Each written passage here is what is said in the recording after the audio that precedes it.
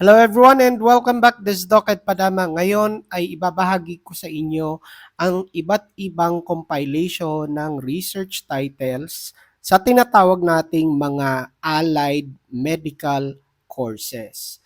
Ang mga research title na makikita ninyo ay magsisilbing gabay para makabuo kayo ng mas specific na research title ayon sa requirement ng inyong mga guro.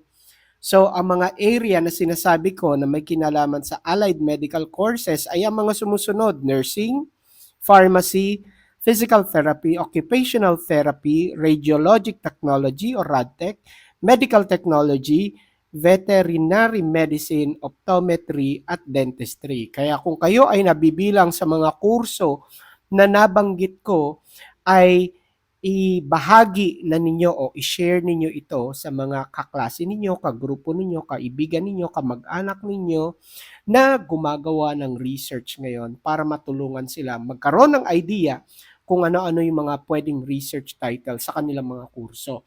Ang unang bahagi ay yung tinatawag nating sa nursing. Ito ang compilation ng mga research titles na pwede nyo gamitin pagdating sa kursong nursing. Kung mapapansin ninyo, ang ibang bahagi nito ay nakatakip dahil yung ibang bahagi nito ay pwede nyo makita doon sa aking YouTube channel at Doc Ed Padama. At karaniwan ibinibigay ko din yung ibang bahagi kapag ako ay nagla-live sa aking TikTok account. Kaya don't forget to follow my TikTok account and subscribe to my YouTube channel. Pero sa ngayon, ito pong 10 research title na mga makikita ninyo ay pwede nang maging gabay sa paggawa ng inyong research title. So una po ay sa nursing. Yung susunod na bahagi naman ay sa kursong pharmacy. Ulitin natin, yung unang 10, makikita nyo na malinaw, pwede nyong screenshot, pwede nyong gamitin na batayan o gabay para makabuo kayo ng inyong research title sa kursong pharmacy. Again, don't forget to follow my TikTok account and subscribe to my YouTube channel para makita nyo yung ibang bahagi ng mga research title na pinapakita natin dito sa ating video.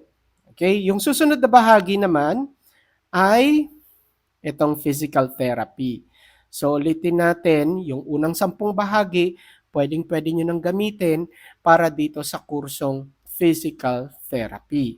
Yung susunod naman ay tinatawag nating occupational therapy. So again, itong unang 10, pwede nyo nang gamitin yan para maging batayan ng paggawa ninyo ng inyong research title sa occupational therapy. Ang kailangan nyo lang gawin ay palitan yung mga variables.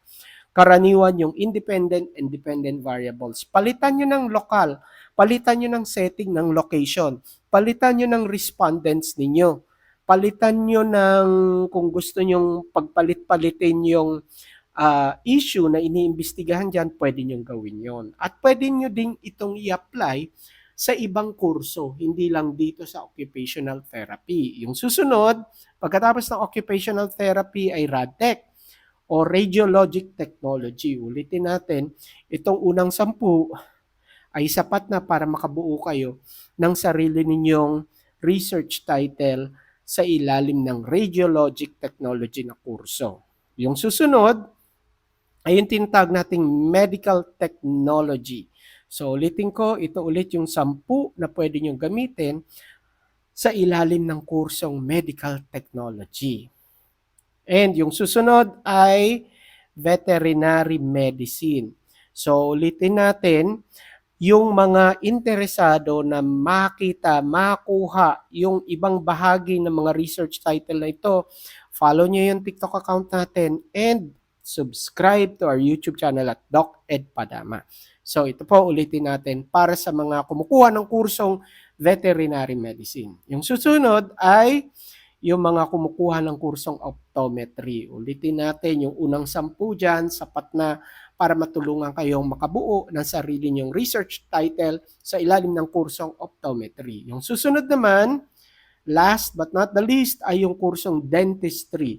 Napakarami din pong nagre-request during our TikTok live ng mga research title na may kinalaman sa kursong dentistry. So sana makatulong sa inyo itong mga ibinahagi natin. Ulitin ko, kung gusto niyo makita yung ilang bahagi o yung mga natitirang bahagi ng mga kursong ito, subscribe lang kayo doon sa ating YouTube channel and follow my TikTok account. Pareho po silang Doc Ed Padama. Maraming salamat po sa inyong lahat. God bless and I'll see you again in our next video discussion. Thank you very much everyone.